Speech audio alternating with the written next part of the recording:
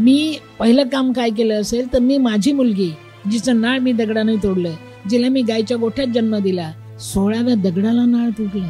पण एक लक्षात ठेवा बेटा, मानवता कोणाला म्हणतात, कशाला म्हणतात? मी बेहोश होती, बेहोशीत बाळ झालं होतं आणि सगळ्या गायी मोकळ्या केल्या होत्या. माझ्या अंगावरून पळाव्यान मी मरावं, माणसाने मारलं सिद्ध होऊ नये म्हणून. पण जेव्हा मला जाग आला ना, तेव्हा एक गाय, मला बेहोशीत बाळ झालं होतं, मुलगी झाली होती, आणि एक गाय माझ्या अंगावर उभी राहून सगळ्या गायींना हाकलत होती, हमरून हमरून मला उठवत होती. त्या गायीला मानवता कोणी शिकवली बाळा?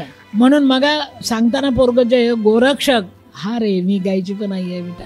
कारण एका गायीने मला वाचवलं. मी तिचा गळा धरून रडले आणि तिला वचन दिलं, माय गाय असून माय झालीस, मी शेवटला रक्ताचं थेंब असेपर्यंत माय होईल.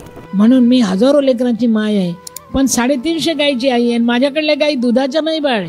थकल्या भाकल्या गायी लोक हळद कुंकू लावतात, हाकलून देतात रे. माझे लेकरं त्यांना उचलून आणतात ना सांभाळतात बेटा. कारण एका गायीला मी वचन दिलं होतं, तू गाय असून माय झाली, मी तुझी माय होईल. कोणी आपल्यावर एवढेशे उपकार केले बेटा, तर त्याच्यावर ढीगभर परोपकार करायची तयारी ठेवा बाळ. आमची संस्कृती वाटून खाण्याची आहे, मुरबाडून घेण्याची नाही.